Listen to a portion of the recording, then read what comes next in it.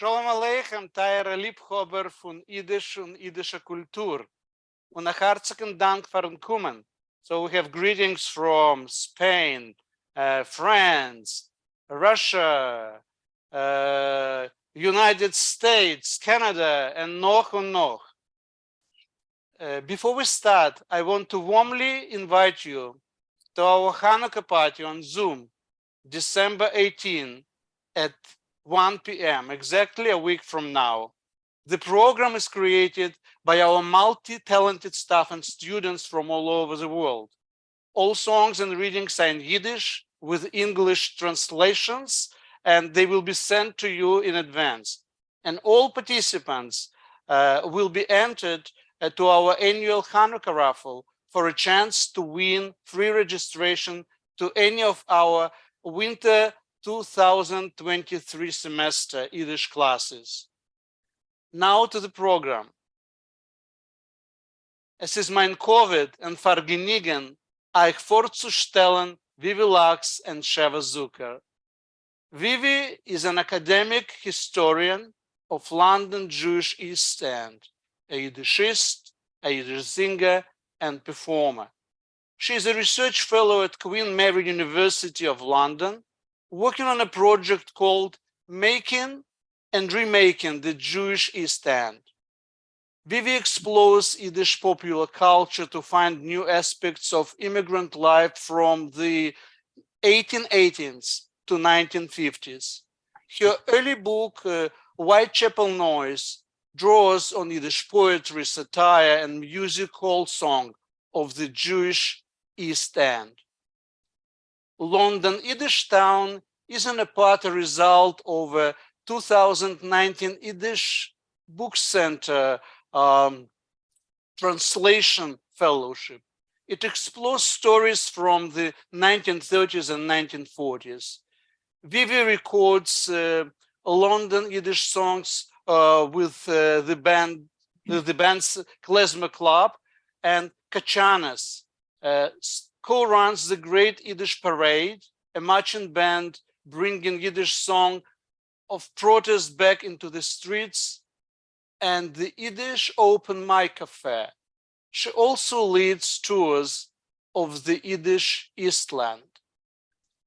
Sheva Zucker is a renowned Yiddish teacher of many of us, the author of textbooks Yiddish, An Introduction to the Language, Literature, and Culture, Volumes 1 and 2, published by the Workers' Circle, and the editor and producer of the CDs The Golden Peacock, Voice of the Yiddish Writer. She has taught and lectured on Yiddish language, literature, and culture on 5 continents, and has taught Yiddish for over 2 decades in the Uriel Weinreich program. She served for 15 years from 2005 to 2020 as the director of the League for Yiddish and the editor of its All Yiddish magazine, Affenschwell. Perhaba, Vivi and Sheva. Vivi? Thank you. Okay, good. Adan Kolya, thank you. So we promised English, so we'll speak English, although the readings will be bilingual. I just wanted to say that the song you heard before was Vivi, right? Singing. So she is multi-talented, and I know that tune as the Keshenever Shtikala. So I'm just, maybe once you start talking, you can tell us a little bit about how it got to be the Whitechapel Shtikala. But let's get right down to the book, which, if you haven't seen it, looks like this. And Vivi, can you tell us a bit about what's the book, what's in the book, who's in the book, how did you do it, how long did it take, etc., why this period and not another? So, yeah. So, I mean, it all started off that I was in the Yiddish Book Center giving a talk about my previous book, Whitechapel Noise. And I found out, which I didn't know at the time, about the Yiddish Book Center's translation fellowship. And someone said to me, like, is there anyone you want to translate? And I said, well, actually, it's funny. I've got something on the back burner from like 10, 15 years before, which I'd picked up at a bookstall, these Yiddish books, which were stories about London. And I was very intrigued by them. But at the time that I picked them up, my Yiddish wasn't very good and I couldn't read them. So they sat on my bookshelves till I'd gone through Sheva's books and I'd learned some Yiddish. And then I went back to them and I just thought, like, they're extraordinary stories about London. So this book is, I then applied for a fellowship at the Yiddish Book Center in order to really sort of explore these books in more detail and translate stories from them. And there were 3 writers, and they are all stories of all of them are translated in the book, but I'm a historian. And what I do specifically is I look at popular culture in order to find out about histories. So you don't just get the translations, you also get an introduction, you get biographies of the writers. And I did quite a chunky chapter at the end, which was really looking at the writers' communities during the 30s and 40s and trying to give a sense of the time. So you get the translations plus some contextual notes when that's necessary, because it's obviously very London-based. I guess that's how it felt. It felt like it was the right time for it to happen. And translating the stuff was a pleasure. And I can talk more about that later on if you want. Okay, great. So a couple of questions. So does this mean that you had those 3 books and you said this is what it will be? Or I kind of doubt it because I know you're a meticulous scholar. How did you come upon the 3 that you had? What happened was, in that bookstore years ago, it was a Jewish book fair, and they happened to have a Yiddish book stall. I came across 2 of the books, the one by Lisky called Productivization, and one by Kaizer called Bei uns in Whitechapel. And it was the first time I'd seen the word Whitechapel, which is the area of East London where the Jewish community lives. It was the first time I'd ever seen that word in Yiddish and realized it was pronounced Whitechapel. And I loved that. I was just really tickled by it. And so they're the books that came from them. And then I began to read them. But in fact, I used to go to something called the Friends of Yiddish. It started off as Die Freien von Yiddish Loschen, and it was set up by Avram Nochem Stenzel, who was a poet of the East End in the late 1930s. And it went on all the way without a break through to sort of like 2015, with different people running it. And I used to go in the early years, I didn't understand anything, and then I got to understand more. And at that, there was a woman there with a very broad London accent in her Yiddish. And she used to read the stories of Katie Brown. And everyone used to laugh at them. And I didn't always get the punchlines because my Yiddish wasn't good enough. But I really was drawn towards her because she was very vernacular. She was very much like how people spoke. So I then went and got books of hers. But what I also did, talking about being meticulous, is I had these 3 people and I thought, okay, they've got collected books. Where do all these stories come from? So I trawled back over all the Yiddish newspapers from the 1920s through to the 1950s and found every single instance that these people wrote anything. And what I found was really fascinating, because what I found was that the versions that they put in their books were often a little bit different to the versions that were in the papers. And that actually was extraordinary. And you can ask me about Katie Brown with that later, because it's particularly extraordinary with her. Okay, let me make a note about that. I can remind you when we come up to newspapers. Okay, great. So, well, I see in the chat, there's a few people are disgruntled that it's not all in Yiddish. I think we build it, at least in our minds, we knew that we were going to be speaking English. We felt that would include the most people. So, sorry for those who just want to hear Yiddish word, but I'm not sure everyone would understand. So, yeah, but let me jump in for 1 sec, Sheva. Yeah. I see these remarks, and you know that ich bin sehr größer Yiddishist, ich hab lieb nicht red, allemal nur auf Mama Loschen, a viele ob die Menschen verstehen nicht. But this time we want the audience a month in advance. It says that it's in English with Yiddish readings. Is seit Moichel, next Shmuz will be Nora Yiddish. Seit mir Moichel, Vivi und Sheva. Okay. So it's good that people are complaining not enough. Yeah. We want to hear that. Not a problem. Not a problem. So this question, when I first picked up the book and I said, well, so much of this could really be New York. What's British about it? And then I started thinking, well, that is like so Americano-centric, like to think that just because we had the same issues in New York, that people in London somehow shouldn't be writing about them. But what do you see as being really, specifically British about this? Well, I think there are some things that are specifically British, but before I say that in the 30s and 40s, in fact, all the way from the 1880s, the connection between London and New York was so huge. It was, like a lot of literature was going between the two places, and people who started off coming to Britain and living in London for a while, like Morris Winchevsky and loads and loads of people, then went on to the States. And I think that when people were writing in London, they were often aware that their audience included New York. So, and although these are very London stories, I think that the parallels are really strong. And the writers certainly knew that. They were constantly having guests from New York, and they were in the arbiter ring, the workers' circle, as we called it, all the way through in London. And they were giving talks there, and concerts and all sorts of other things. So I think that the connection is really important. But what's particularly British about this is that two of the writers lived in Britain since they were very young. Kaizer was under 10. I'm not exactly sure how old he is, because everybody's got different opinions on what year he was born. But he was certainly under 10. He was probably about 6 or 7. And Katie Brown, when she came, was about 12. And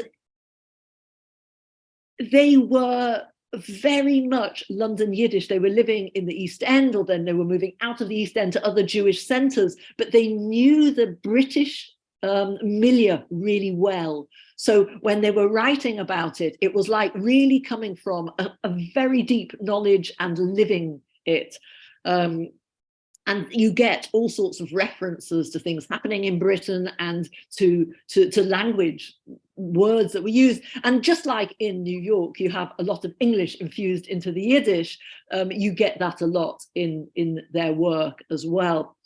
But in a way, the person who's most specifically writes about England is Lisky. And Lisky was a communist or a socialist or some combination of the two, or changed at different times. And he wrote about instances and activism happening in London. So he wrote about fascism, and he wrote about,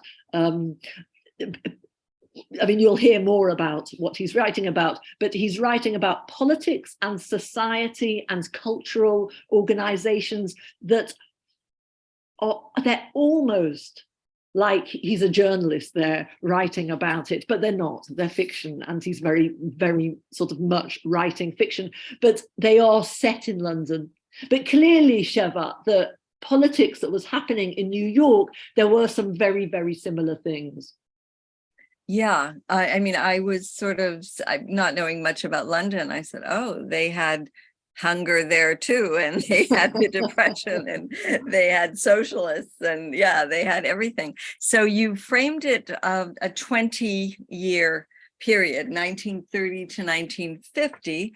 What's going on then? And is that actually the most fruchtbar, like the most fertile time for British Yiddish writing, or would it be another period that might be vying for that as well? Well, it's interesting you ask that, because in the 30s onwards, really, the Yiddish writers, when they talked or wrote about Yiddish in London. They always look back on the good old days of the 1890s and the 1900s. So there was a lot more vibrancy then. And that was really because people were very poor then, and they stayed in the East End. As they became upwardly mobile, they moved out of the East End a lot. So they moved to other areas. So the East End, in some ways, lost its vibrancy and was losing it from the 20s and 30s on, but it was still a very vibrant place in the 30s and 40s.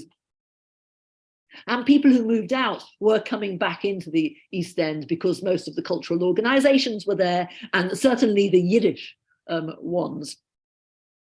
And I think that the East End was, although it was in decline, Yiddish was still very much a part of the marketplaces and all sorts of areas outside of life, and the theatre and the press.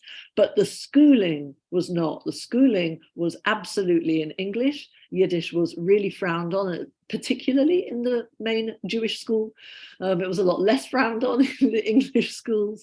And so it disappeared quickly. And one of the big differences, I'm not sure if I'm answering the question, but one of the big differences between North America, so that's the States and Canada, I guess, and Britain, is that we lost Yiddish a generation before you did. And that's something that is really obvious, and it comes up in the stories a lot, that sort of, that sadness about that. And before we get on to Lisky, I see somebody wrote in the chat, and I was actually thinking to ask it myself. Can you tell us something about the lovely cover? Whose artwork is that? So this is a woman called Pearl Binder, and she was drawing stuff, all sorts of things that she saw around her in the 30s. And it's a sort of nice story how I came across that, because I was giving a concert in the East End, and at the end of the concert, this rather elderly man, or elderly-ish, came up to me and said to me, "Can you give me your address, please?" And I think I don't usually respond to blokes coming up to me asking for my address. For some reason, I gave him my address. And a few days later, I get in the post these beautiful reproductions of his own artwork. His name is Dan Jones. Beautiful artwork that he's done of the East End in the 70s, 1970s and 1980s, and his mother's artwork from the 1930s and 1940s. So his was in nice color and hers was black and white. And it's, I was just so struck by it. I thought that this is the perfect, she's writing about that time. Because the stories, I mean, we read, although it says from the 30s to the 50s, from 1930 to 1950, what it's really describing is the 30s. I mean, mostly, because they were all once written in the 30s, even if they were rewritten a little bit later. And I'm departing a little off script, but was there a literary cafe in London, a Yiddish sort of literary cafe, or the place where you could expect to find most of these folks? Well, I guess the Arbitrary. I mean, I guess the Workers' Circle, you know, had a restaurant, and there were loads of places. There were loads of restaurants. I mean, we're talking about an area that's very small. It's like, you know, to an extent, it's a small area, but at any one time, they say numbers like 120,000 Jews were living there in this area, but it was actually much more than that, because at any one time, there were an awful lot of trans migrants, mainly people coming to North America. So what you had is people say it could even be double that at any, so you might have had maybe 170, 180,000 people living in this area. So most of the schools— By people, do you mean Jews or? Yeah, Jews. Jews. And I assume there were some non-Jews. Yeah, as well. Yeah. Okay. There were some non-Jews. I mean, they produced a map in the early 1900s or late 1890s of the area, and you can see the different streets. And I think no street was 100% Jewish, but you have a lot of these Jewish areas. And as it goes out from the East End, it becomes less Jewish. Yeah. Okay, let's go to our first writer, the first of the three, and that is Summer. In English, it looks like summer, but I believe it's Summer from Itamar, right? There is Summer. Lisky. Before we read from him, can you tell us a little bit about him? Okay, well, there's a picture of him. He came to Britain in 1930, and he was around 30 years old. And he was a communist and very engaged with political activism and also very engaged with writing. He was the brother of Avram Fuchs, who was already known as a modernist short story writer, and who actually came and lived in London during the war, the Second World War. He also had another brother in London already. And he began very quickly to be adopted by the Yiddish society there. They called him the Young Lisky. He changed his name from Fuchs, in fact, to Lisky, because so he didn't get confused with his brother. He got called the Young Lisky, and he got called the Young Lisky like for decades. So it just He was the old thing that he was an old man, and he was still being called the Young Lisky. You know, this young upstart journalist who's come along and writing stories for our newspapers. And he wrote in an interesting style. So in some ways, he was using modernist features. So you've got these long, involved sentences with lots of adjectives that might go on for whole paragraphs. And then you also have these flights of fancy where you go off into sort of imaginative realms.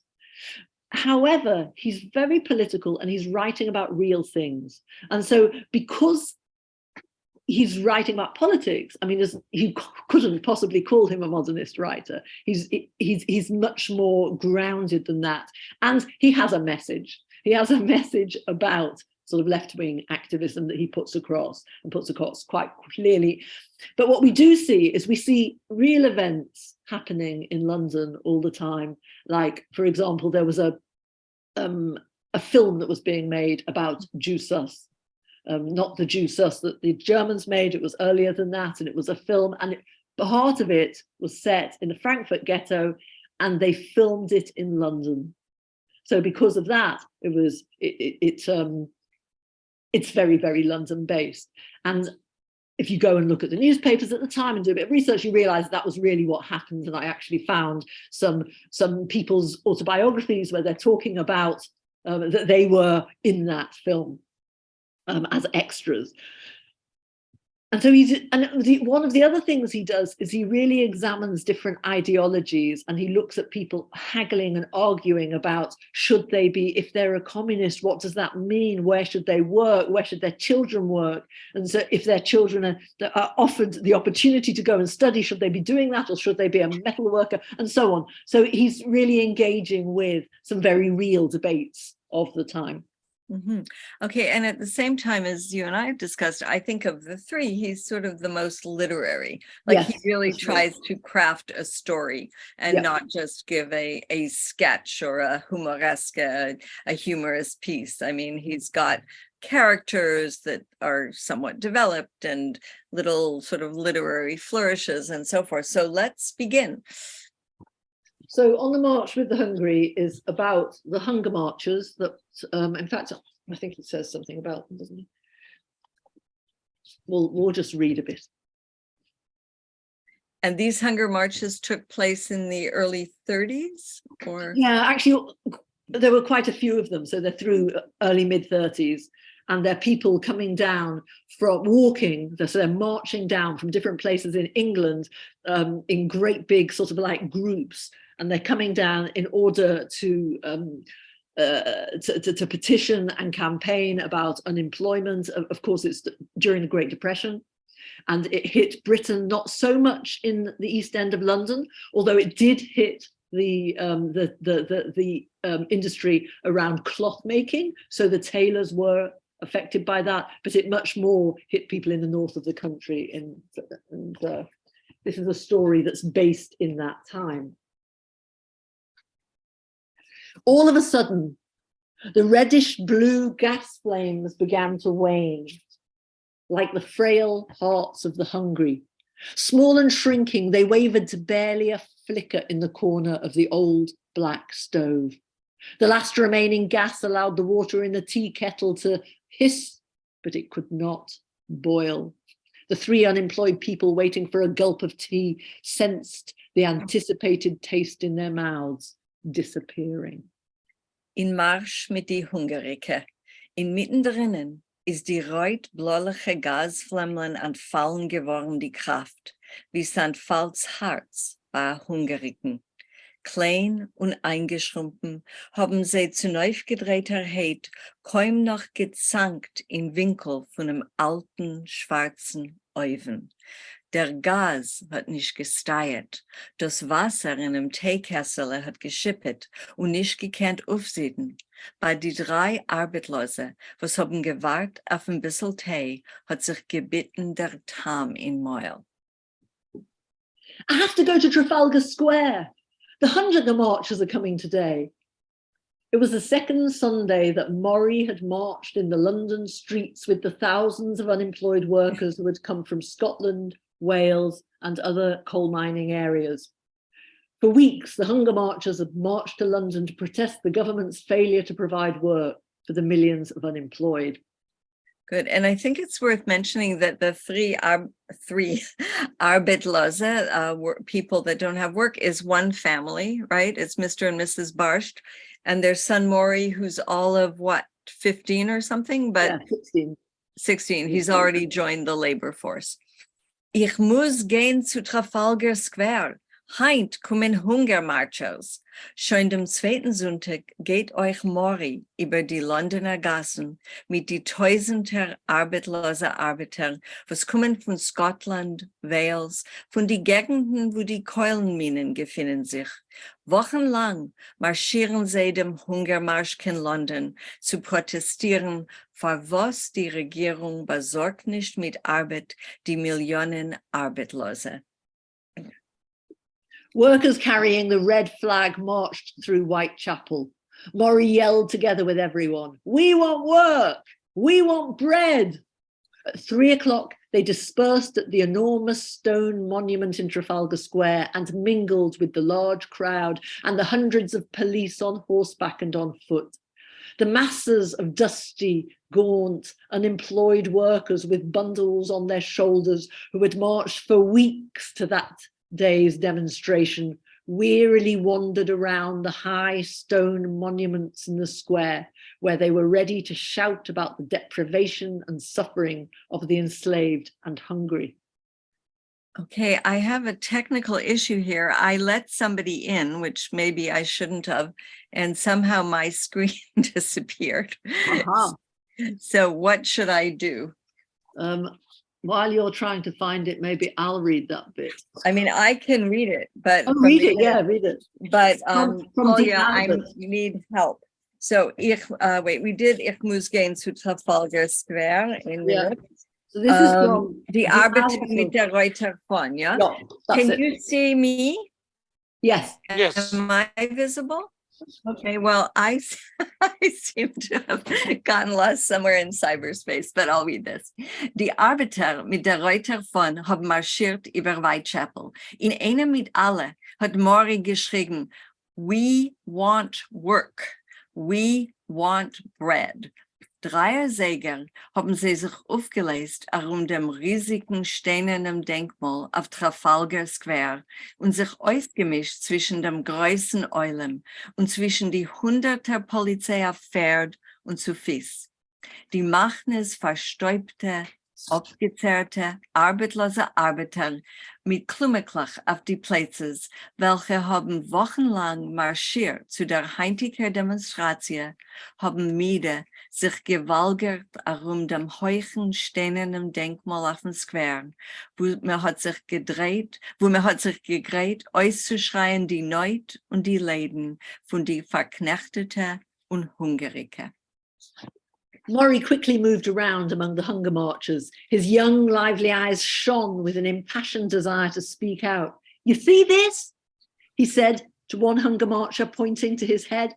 "It's a good job my hat is stuffed with a lot of padding." He stared at a tall policeman he could see in the distance. "What a dirty swine. He bashed me on the head. They've shown their true colors now." Okay, I'm back. Maury consciously kept control of himself. but his agitated bitterness increased, and he continued speaking. I know them. I've seen them every week. I know how vile they are. They pointed out the direction for our route to Parliament, and when we gathered there, they charged us with their horses like wild beasts. People couldn't resist. The police rode their horses onto the pavement. What Tsarist Cossacks they are. Mit der flinken Impet hat sich Mori reingedreht zwischen die Hungermarchers. Hat in die lebendige, kinderische Augen getragen a fiebernden Willen, zu reden und zu schreien. Du sagst, hat zu einem von den Hungermarchers gesagt und mit der Hand angewiesen auf den Kopf, mein Hittel ist weg, ausgebett mit der Sachwarte.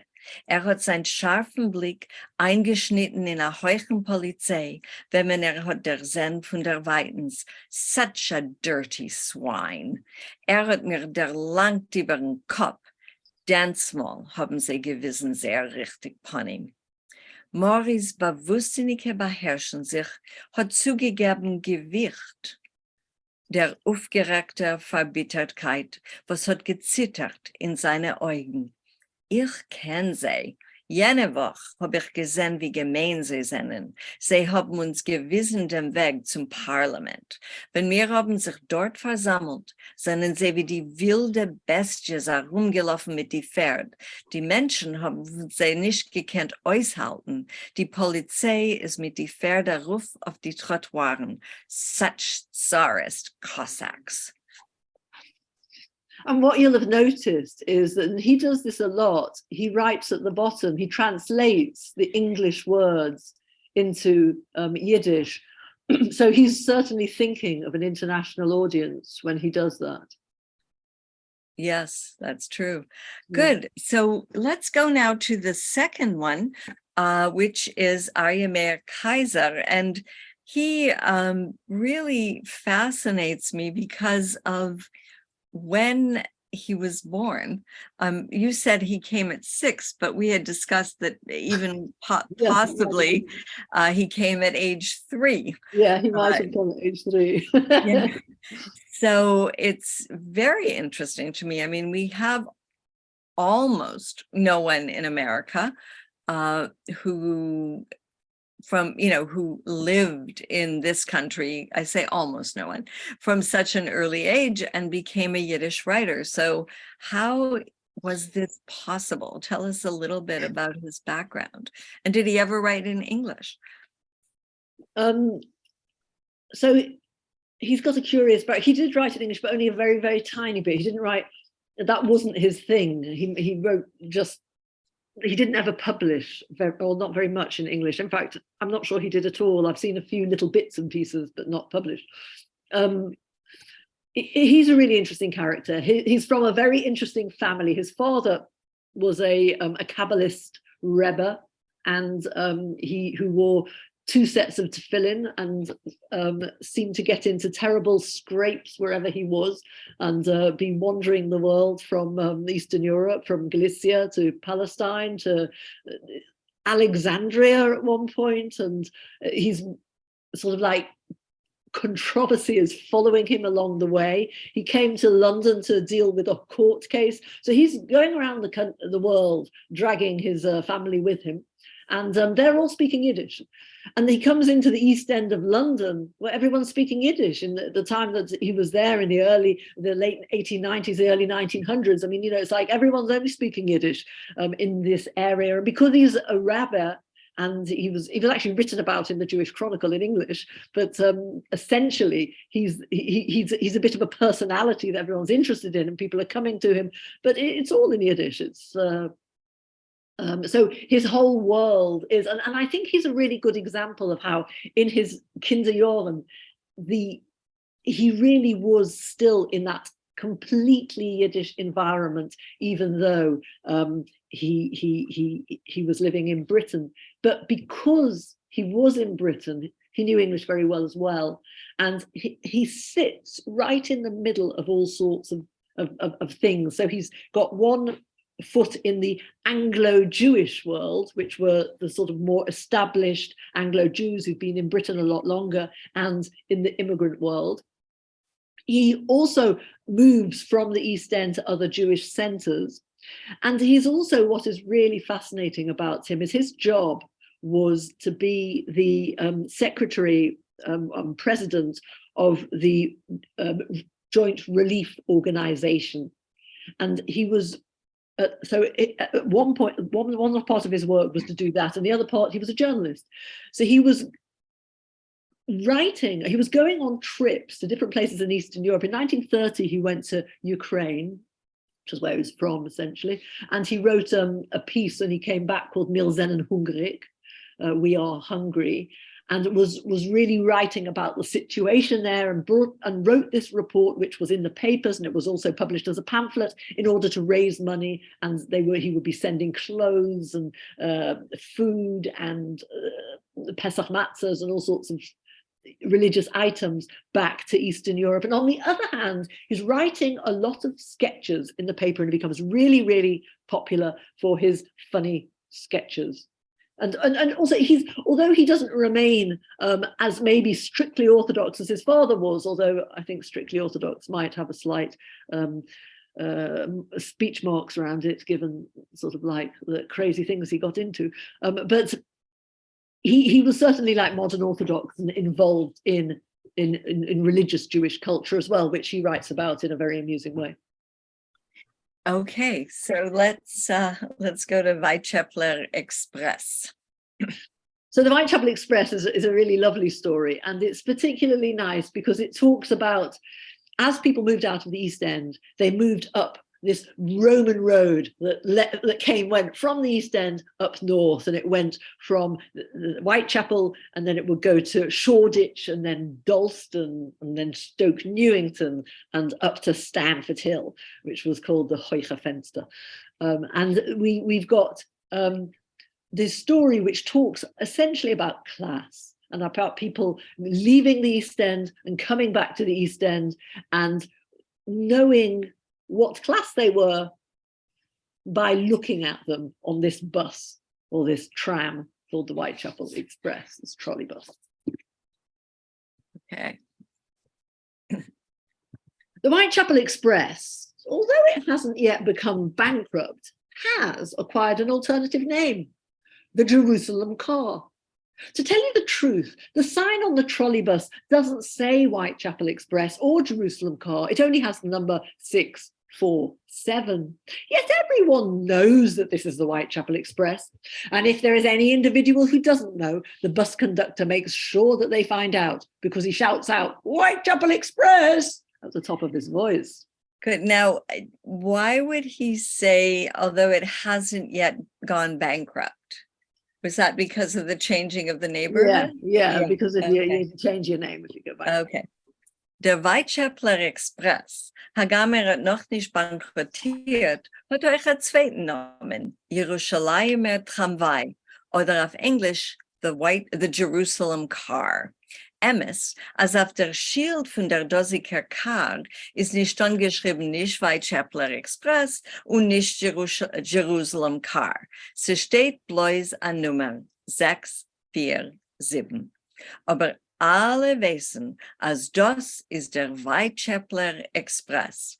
Und ob Imitzer weiß das nicht, sorgt schon der Konduktor dafür, als man soll es Tage wissen. Und bei Kohlraum schreit heraus, Whitechapel Express. Very nice. So then the story goes on, and we hear about all the people who are in the car, all the men and what they're doing, reading Sholem Aleichem and stuff, and all the women and what they're doing.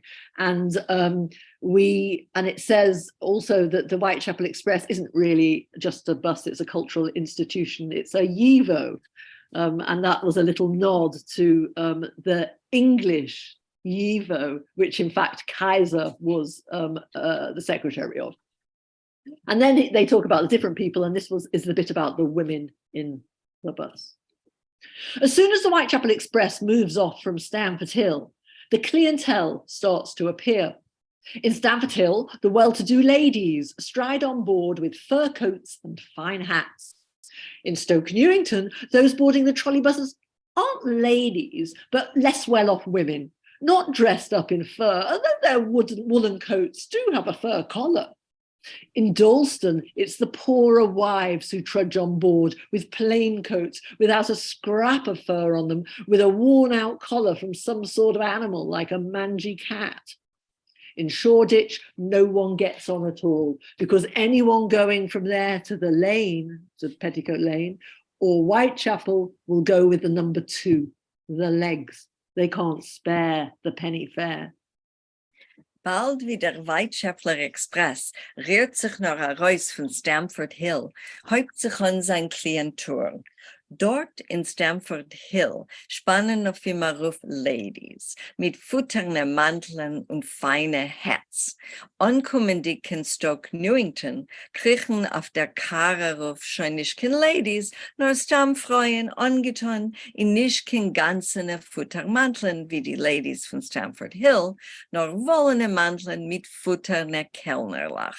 In Dalston schleppen sich schon auf der Karre auf nicht kein Ladies und nicht kein Freuen, nur poschete Jiddenes mit einfachen Manteln, ohne Breckel Futter oder mit einem abgeschossenen Kellnerl von Episamin Chaie, ähnlich zu einem abgezwungener Katz. In Shoreditch kommt schon keiner nicht darauf, weil immer darf von dort sein in die Lane oder in Whitechapel ist schon ein Penny. Man kann fahren mit Nummer 2, mit ihrer Gleim. On the way home, the Stamford Hill ladies, the Stoke Newington women and the Dalston wives are all laden down with good things, especially fish, for Shabbos. If you want to know where the women are going, this time don't look at their appearance, but cast an eye onto the swollen bags they are carrying. The signs are as follows. If a fine, glossy, fat carp is sticking out of one bag, dressed in a silk coat and winking with one eye, it's going to Stamford Hill. If poking out of another bag is a half-dead, emaciated bream, that's going to Stoke Newington. And if popping out of a third bag is a small and pale haddock with cloudy eyes, you can be sure it's on its way to Dalston. This tiny haddock, you should know, is not a singleton. It is merely the representative, the delegate of a whole lot of a bargain that was bitterly haggled over. Zurückwegs sind schon die alle Weiber, die Stamford Hiller Ladies, die Stoke Newingtoner Freuen und die Dalstoner Jiddenes angepackt mit Kohltuv, beikert mit Fisch auf Schabbos. Wollt ihr treffen, wohin die Weiber fahren, guckt nicht auf sehr hillig, nur warft ein Auge auf die geschwollene Bags, was sie führen. Die Simonim seien als solche. Guckt von a Berger raus a feiner, fetter Karp, a glanziger wie ungezeugen in a seidener Kapotte und winkt mit an Eug, vorter kin Stamford Hill. Guckt raus a Lesch an ausgemogerter, was is chotze gepegert, vorter kin Stoke Newington. Guckt aber raus an ausgezerrt Blas Hedikel mit vermachte Egelach, seid sicher, als fort kin Dalston. Das Hedikel, sollt ihr wissen, ist nicht kin Ben Jochidl. Sie ist bloß der Vorsteher, der Delegat von a ganzer Lot, von a Metzia, was man hat mit Zores kaum ausgedungen. And what he does with his English words is he puts them in inverted commas. And in fact, at the back of his book, he has a glossary of all the English words translated into Yiddish, and there's loads of them. Okay, good. I assume this car is still running, but it's not. It is a 67 bus that does exactly the same route. Okay, great. Okay, let's go to the third, which is a woman. And I know you have an easy answer for this, but people might wonder, why didn't you include Esther Singer-Kreitman? She's probably that's the sister of the two Singer brothers, Yitzchak Bashevis and Yisrael Yeshua. She was in London. She's probably the best known of any of these writers. She made it not only because of her brother, but her own steam outside. So tell us a bit about why you didn't, and who might some of the other ladies or Yiddines or Freuen have been in addition to Katie Brown? So, so first of all, Katie Brown was significantly the most prolific female writer, and I'll say more about her in a minute. But certainly Esther Kreitman was really important in London. She was well known. She was well thought of. I didn't include her because her work has been translated already and not so long ago by Dorothea van Tenterloo, and it's a really good translation, and I didn't want to retranslate that. And I thought that she'd translated all of her work because she'd translated the book which she'd produced called Blitz.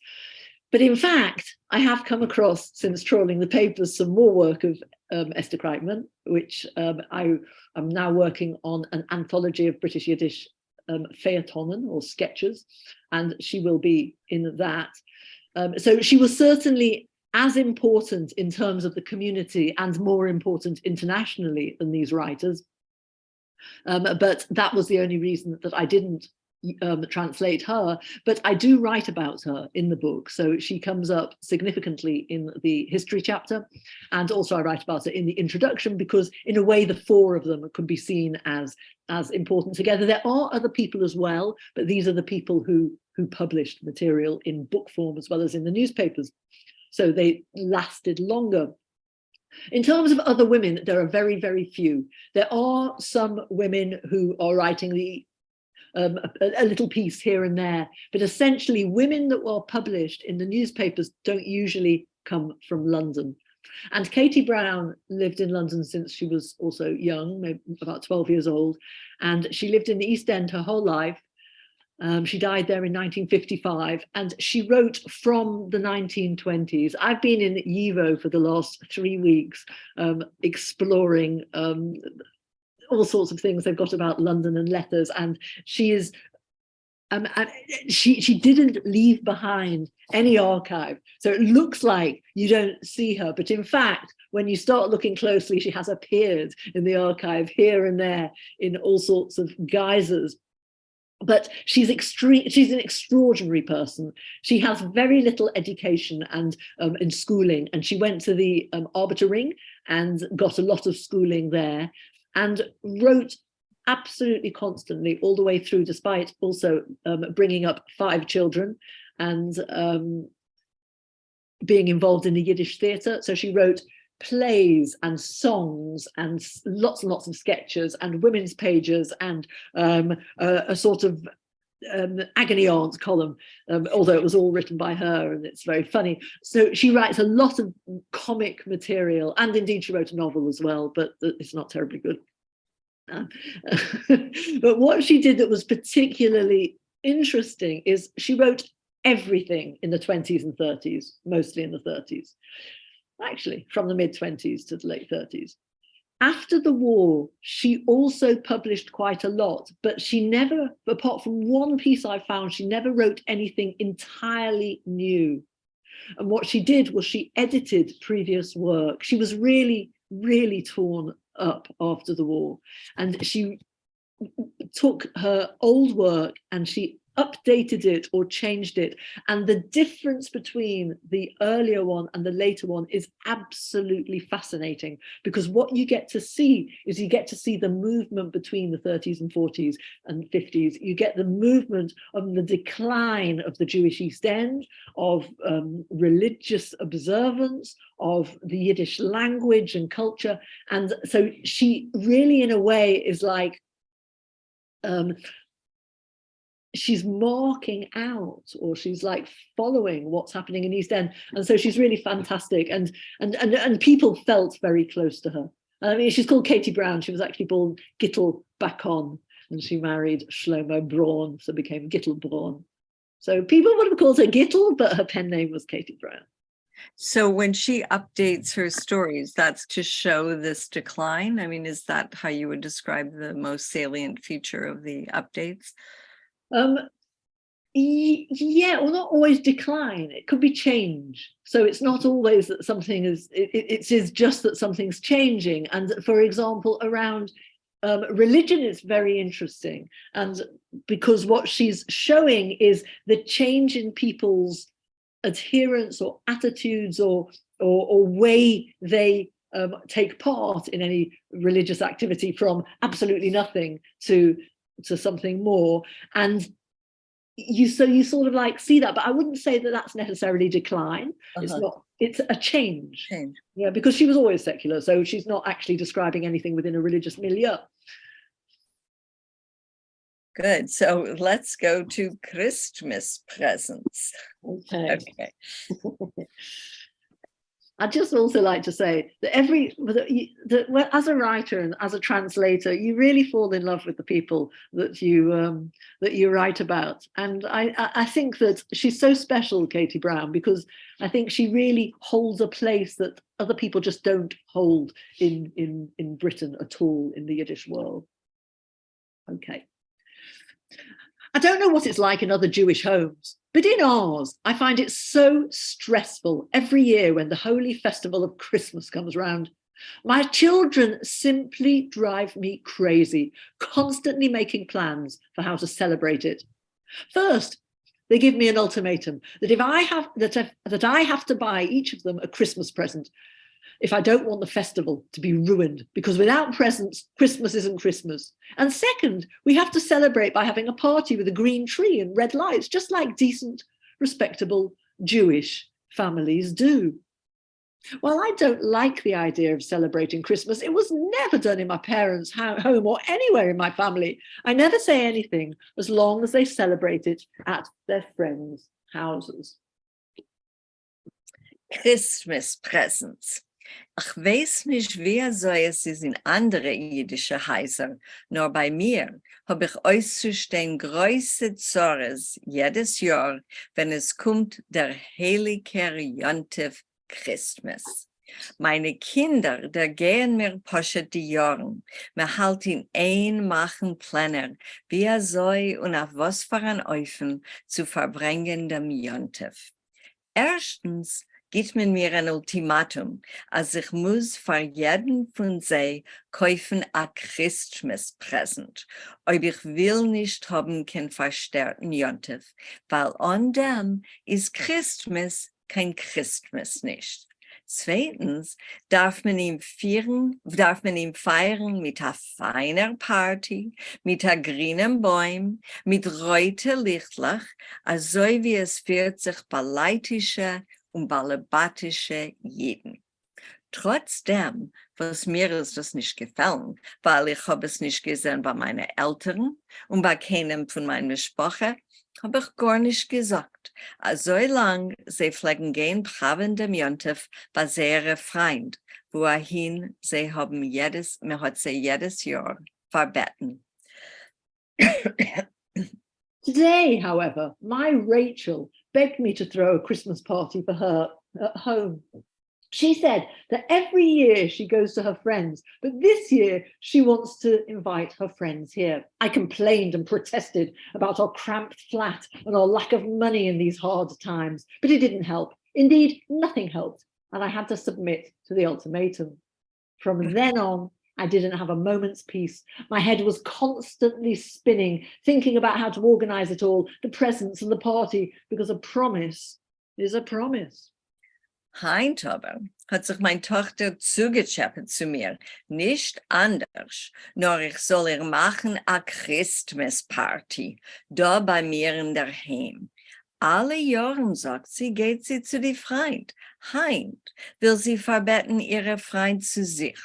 Es hat nicht geholfen, mein Teinen und betten sich bei ihr, als ich kann sich als vergnügen, nicht erlauben. Erstens, zu lieb mein enger Wohnung, zweitens, zu lieb Mangel in Geld in der jetzigen schlechter Zeit.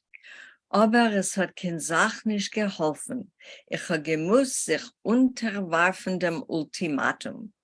Von dann an hab ich nicht gehabt kein ruhige Minut. Es halt mir in ein drehender Meuch, wie soll dem Indiener durchzuführen, sei mit die Präsenter, sei mit der Party, weil zugesagt ist zugesagt. A few days earlier, I'd noticed a large poster on a wall in Whitechapel announcing the good tidings that at this place, on a certain date, there'd be a Hanukkah bazaar where people could find bargains with the profits going to an important cause. On the evening of the Hanukkah charity bazaar, I took my mischievous Davy by the hand and went off to buy Christmas presents. Mit etliche Tagen zurück habe ich bemerkt, a größen Affiche, entschuldigt, a Verwandt in Whitechapel, welcher sagt uns an a gute Psore, als in dem Platz, in a gewissen Tag, öffnet sich auf a Chaneke Bazaar, wo man wird kennen, kaufen mit Ziers zu billigen Preisen und der Profit geht für a wichtigen Zweck. Dem gewissen Abend habe ich genommen mein Develen der Masik bei der Hand und weg mit ihm zum Chaneke Bazaar kaufen Christmas presents. Okay, so Hanukkah Christmas, not an unfamiliar problem, but I was kind of, let's even say shocked that a Yiddish, I mean, I know there are Jews that have Christmas trees, but it's not usually Yiddish-speaking Jews, as far as I know, and it's not their children, or at least not while they're still living with the Yiddish-speaking parents, no matter how, link and how weltlich, how secular these people are, they're not having Christmas trees usually. So what's going on here in London? Well, the Anglicization program in London is really pushy, and particularly around the kinder. And whatever school they're going to, if they're going to a school that is not it's an English school, it will have some non-Jewish people in it, and they might have non-Jewish friends. If they're going to the Jewish school, then they may not be pushing Christmas, but they are pushing England so strongly. And as we all know, Christmas is everywhere. So if you want to be more English and become as English as the English, then you are going to have to celebrate Christmas. In fact, there was a cartoon on the front cover of Der Bluffer, The Bluffer, which was a satirical magazine in 1912. And it's got a picture of a Christmas tree and a Father Christmas and the rabbi, and it's like, who is they're fighting against this child, and who's going to win because the Father Christmas has got all these presents. So we're not talking about something that's already the generation of the 30s. We're talking about something that people have been discussing and arguing over and worried and wondering what to do with since the beginning of the century. Really, of Vivi. Yeah. Vivi and Sheva, I need to interrupt. Yes, well, just reminding you, it's our time. We also have questions, and Okay. Actually, one from Ellen Kaplan. What a wonderful story, Christmas present. When was this story by Katie Brown written or published? So it was published twice. So the first time, I'm just going to get you the exact date, because what I have in the back of the book is I actually write exactly where these things are published, so you can get them, but where it is first published and later. So Christmas Present was first published in 1934 under the title Das Weibele hat Recht. And it was then published in later on in the Zeit, in the Times, in 1949, and it is almost, I think it might be totally, it's almost unchanged. It isn't totally unchanged, it's changed a bit, but the whole stuff around Christmas, Hanukkah is very much there. Good. So before we move on to questions, Vivi, how do we get this book?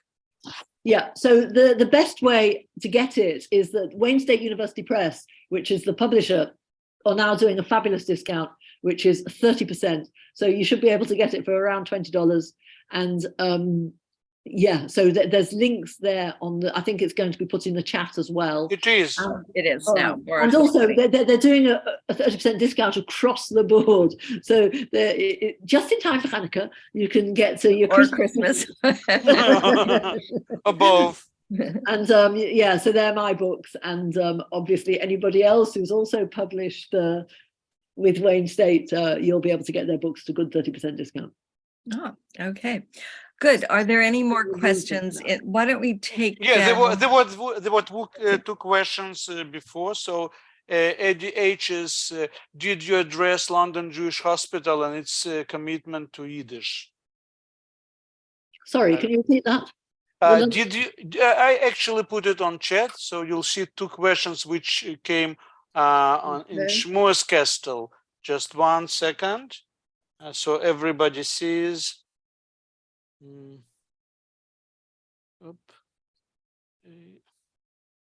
Where is it? Here. I've got it. Did you address London Jewish Hospital and its commitment to Yiddish? No, in fact, that's a good question. My mother, actually, who's a doctor, did one of her junior jobs at the London Jewish Hospital, and so she was always, and she talked about how, yes, she was not a Yiddish speaker. I'm from a mixed marriage. I've got a Yekka on one side and Belzer Hasidim on the other. So there's a bit of a class difference in my family. But so yes, they did use Yiddish. I've not seen, you know what, the London Hospital comes up. I have never seen the London Jewish Hospital coming up in any of these stories. And where these stories are in the papers, it's not just these 3 people, there's hundreds of them. And it's in the feuilleton section, which is a section which has a sketch in loads of the weekly and daily newspapers. And I've read hundreds of these things. I've not come across the London Jewish Hospital at all. There is another from Jory Miller, which is, I think, very interesting to everybody. What is the London East End Jewish community like today, if it exists at all? Has another part of London replaced it as the center of Jewish life today?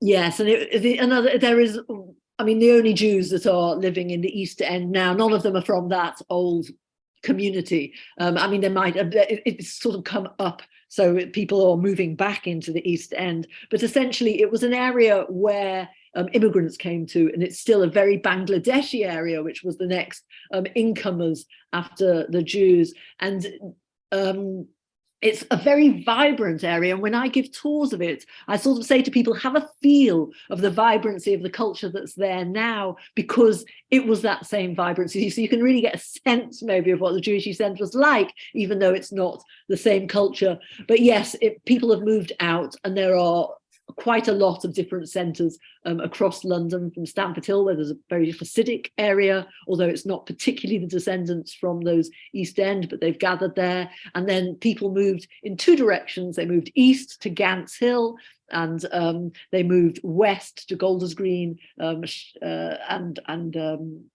Hendon and those sorts of areas there. And then there's lots of areas where I live in East Finchley in North London. And in Finchley, there's a large Jewish community as well. So people have spread. Now, this, maybe we should have gone to this at the beginning. What is the history of Yiddish speakers to the East End? What countries did they come from, and when? Okay, so I mean, I think it's probably a similar history to other places, but from around the 1850s, you had people coming from Poland and from Germany and from Russia, but not very many, but you'd have a few. And you had a much older Jewish community settled in Britain. And what happened was by 1880, the Jewish community in Britain was almost all middle class. And it was small. It was small. Maybe it was like, I don't know the numbers, but it was small, maybe 30-something thousand. But when all these people were coming in from Eastern Europe, it increased the Jewish community hugely.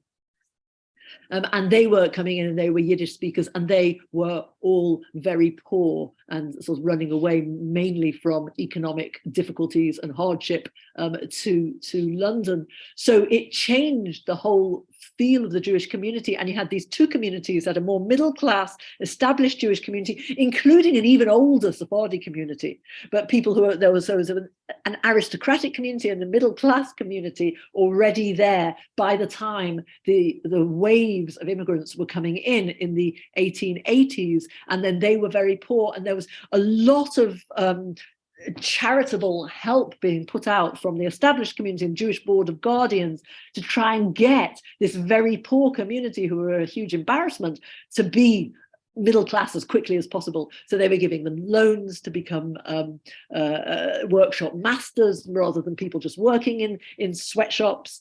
And there was a real push to get these people like moving up the ladder. And essentially that's what happened. Although there were always still some people who were quite poor living in the East End through the 30s and 40s. And then, of course, the Blitz in London, really, which was the bombing of the German bombing across London, really concentrated in the East End. And it really pushed the Jews out of the East End because a lot of them lost their homes. So I'm going to just go back to where they came from. Was it in your book that I read that many of them came from Ukraine and from the town Biala Tserkov, which means a white church? And there's sort of like, it's quite interesting because in Britain, you've got different communities coming to different places. So the north of England, people from Lithuania would have more, the northern areas would have gone more to the north of England, and people in Galicia, Ukraine, came more to London. And you can see that very much on the way people speak Yiddish. So in Liverpool, where I was born, you'd eat a bagel, but in London, you'd definitely eat a beigel. Okay. We can also open this now, the microphone to everybody. So if you have a question, please raise your hand or your electronic hand so that we can see you and give you an opportunity. Do I see a hand? Sylvia, Batsheva, Kaplan. Unmute yourself. Yes. I was just a little curious. I think on my father's side, my grandfather's sister emigrated and ended up in Liverpool. Oh. Was there a large or somewhat of a Jewish population there? Yeah, well, that's my hometown. Oh. We call ourselves Scousers. What's the name? What's the family name? It was Kaplan. Okay, I'm sure there were some Kaplans at school with me, actually. So there might be. So yes, Liverpool had a Jewish population. It was, I think, at the most, it was around about 12,000. When I was growing up, it was 6,000, and it was pretty vibrant. And they had a Jewish school and Jewish youth center, and it was all became the Jewish school. Then moved from the center where people were to an area called Chilwell, and that was. Yeah, that grew, and it sort of kept it. The school is still there. It's not. It is still a Jewish school, although it is only a small percentage of Jews now there. It's actually a very small community now, but it's still a pretty vibrant community. That's most of the smaller communities have got smaller, and they've gone to the larger areas like London and Manchester, and even Leeds is coming down. Yeah. Thanks. More questions we have. I mean, it was really Vivi and Sheva such an enchanting and enthusiastic and beautiful talk, and I hope that I already ordered the book, but it's I hope that people will also get it as a Hanukkah or Christmas or both present. Dear friend, if there are no questions, we actually. I have a few things. Yeah. But, yes, Sheva. Yeah. So Jane, hi. Can you say something about this blog, Spitalfields, that you're writing about, which is hospital fields? So, is that the same Jewish hospital that somebody had asked about? Unmute yourself, Jane. Jane, yeah, you're unmuted, Jane. Okay. Das ist gut. It's a blog about the East End. It's not Jewish in its focus. Uh-huh. It's about this neighborhood, and there's a little map, and the fellow who runs it gives tours, and he is every once in a while, though, he has a portrait of not a physical portrait, but a portrait of a worker, or he'll give the history of a certain person, or he'll tell you about a certain profession that flourished at one time, or he'll have pictures of dock workers and he'll explain their work. But just as a center, just as a resource for learning about life in Spitalfields, he takes you around, and he does artwork too. So it's very good. Is this Spitalfields Life? Are you talking Yes, about? yes. Ah, okay. So this is the gentle author. Yes, the gentle, right. Yeah, so he's absolutely wonderful. And it is a really wonderful website. I mean, I think the East End really has captured people's imagination because it's one of those places it's sort of a borderland, you know, it's like people come there and they leave there, and it's full of different communities as they come and move on. So it's always been something that's inspired people, and there are quite a lot of different websites. It's very colorful. But the gentle author is wonderful, and he goes to all sorts of events and writes beautifully about it, and always uses lots and lots of pictures. So if you look through it, you'll get stuff from all sorts of Jewish stuff as well, including the Great Yiddish Parade, which I've been a part of, which I set up a few years ago. And as the Jews were living very compact, as we say, in Whitechapel, were the non-Yiddish speaking Jews living elsewhere, or were they also in Whitechapel? No, they were all mixed together. I mean, you know, because you're talking about mishpuchas. I mean, you're talking about the next generation maybe not speaking Yiddish, and they'll still understand their parents, and then but they're still living maybe in the area as they, like, you know, as people get on, they move out. But you've got a real mixture. And also there's a lot of people working on the markets, and those people may well have stayed there. And in fact, they talk about how the market holders, which are Jews and non-Jews, and everyone's talking Yiddish, whether they're Jewish or not. So you've got a real hubbub mixture of English and Yiddish, and you've got a mixture then of what you could call Cockney Yiddish and Yinglish. So you've got Cockney Yiddish, which is essentially Yiddish, including anglicized words, and you've got Yinglish, where it's people speaking English, but they're using a lot of Yiddish words. But when Katie Baum talks about the feine Balabatische Yidden that are celebrating Christmas, I thought maybe she was speaking about, well, like in America, it's the uptown and the downtown, the uptown being the German Jews who are embarrassed about the Eastern European. Is there that divide, and are they living all in Whitechapel? Not quite that same divide, and I think she's being funny. I think she's being ironic about it. I think she's calling East End Yiddish speakers feine Balabatische Yidden because they're... Vivi. Yeah. There's a question over here from Rachel Gordon. Yorochel. Hi, Vivi. We met at the Van Reich program. We were in the same class. You may not remember. I do remember. Yeah, you remember. Yeah, okay. Hi, Sheva. Hi, Rachel. This is very personal for me.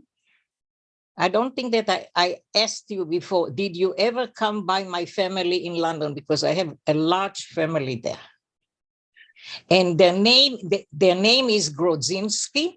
That's where the name Gordon. Yeah, we spoke about it. They're very famous. Yeah. Okay. They make very good beiglach and bread. Okay. Yeah, I didn't remember that we spoke about it. Okay. And did you and their Himes family? Hyams? Well, you know what? My background isn't in London, so I probably won't know them personally. But email me, and we can be in touch about it. Yeah. I'm more curious about it now than I ever was. Okay, looking good. For my good. I'm pleased to hear family. it. Yeah, you can email me at Vivi Lachs @gmail.com. Vivi, I will. can you? Thank you. Yeah, sorry, Rachel. Can you tell a few words about your work with klezmer band, and maybe at the end sing your favorite tune? I've worked for years with klezmer bands, or with the klezmer band Klezmer Club. I was leading dancing with them, and they wanted a singer, and I just thought, oh, why not? And I came across some songs about London, and I started singing that with them. But when I was doing research for the book Whitechapel Noise, I came across lots of lyrics for music hall songs, and they're funny and naughty and silly and very moving, a whole range of stuff. And so I set up a band called Katchanas, and the word Katchanas comes from the title of one of the songs called Frag nicht kein Katchanas, es ist England. And although most of the Yiddishists and the Yiddish teachers that I've spoken to don't know the word Katchanas, apparently it comes from the word kachan, which means like the root of a broccoli or the root of a vegetable. Anything, yeah. And it means blockhead. Yeah. So it's don't ask silly questions. This is England. And so and we got to perform that. And what's important to me the whole time as a historian is that people don't just get entertained by the stuff, but they get some of the history behind it. So I do sketches in role because I don't want to literally give a history lesson on stage. And so we've worked out a whole program that we do in various guises like that, and have recorded the material. You can find it all online, CD Baby and things like that. So Ellen asks the question, Ellen Maraskin, where might we find the original Yiddish stories? That's easy. The Yiddish Book Center have got all of them. So Kaizer's is called Bei uns in Whitechapel. Lisky's is called Produktivisatia. And Katie Brown has got two books, Lacht ob ihr wilt in 1947 and Als in einem in 1951, and they're easy. You can just download them, and they're wonderful. The two Kaizers and Browns are just London stories, and Lisky's he's got 12 stories. Half of them are in Eastern Europe, in Ukraine, and half of them are in London. Ellen, if you didn't have time to put it down, well, there will be a recording, so you can go back and put it. But just the three writers, they'll come up, even if you didn't remember the titles. So, you know what really struck me, and I think this will be the last, unless there's anybody else that we've missed.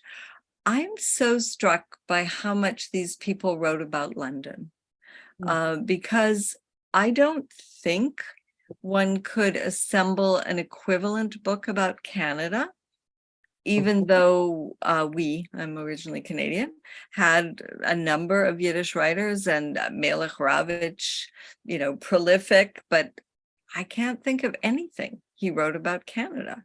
And on it goes. I mean, they wrote, but mostly they wrote about Eastern Europe. And even in the United States, it took Bashevis decades till he wrote something that was set in America, and Chaim Grada never did. So it's fascinating to me. Fascinating. And I wonder, whether people took North America for granted more because they were bigger communities in Montreal or in New York, or it's like, but people seem to have this thing about London. Now, in some ways, London was desperate, and people were desperate to get out of it because it was so small, and they felt that there wasn't enough of a kahila there, and they wanted to move. But on the other hand, they really got very attached. So Avram Nochem Stenzel, who was the bard of Whitechapel, who wrote probably thousands of poems, certainly in the high hundreds, wrote almost all of them about London, about Whitechapel. I mean, it's extraordinary. So I think that there is something. There are London writers who are writing about other things, not just London. And indeed, all these three writers are also writing some about, but they're mainly concentrating on London. And I think it's a really good point, Sheva, and I don't really know the answer for it. I tend to disagree with Sheva regarding New York, because they have tens, if not hundreds, because also, especially if we're talking about the second-rate writers, but also like first-rate, especially New York, poets. yes, for sure. There's much about New York. And there is a question from Eddie H. Please. Yeah, and there's a lot about Montreal too. I mean, there's a whole lot of literature, and there's so much literature about New York and London and Montreal because they were the dominant cities. That's where most, and in London especially, that's where the vast majority of Jews settled. There weren't that many Jews. There was a slightly bigger community, Manchester and then Liverpool, but it was really London was everything.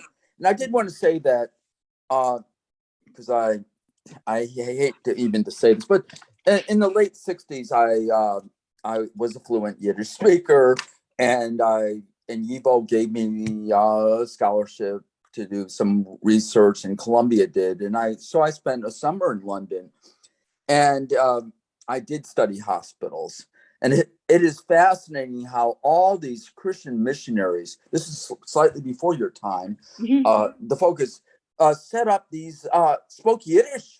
Because the established Jews, while they said they were going to have Jewish wards and they really did not want the immigrants to speak Yiddish. They wanted them to be good Englishmen, and there was a real hostility. And they tried, and unlike in the United States, where Beth Israel was set up with German money too, and rich Russian money, but in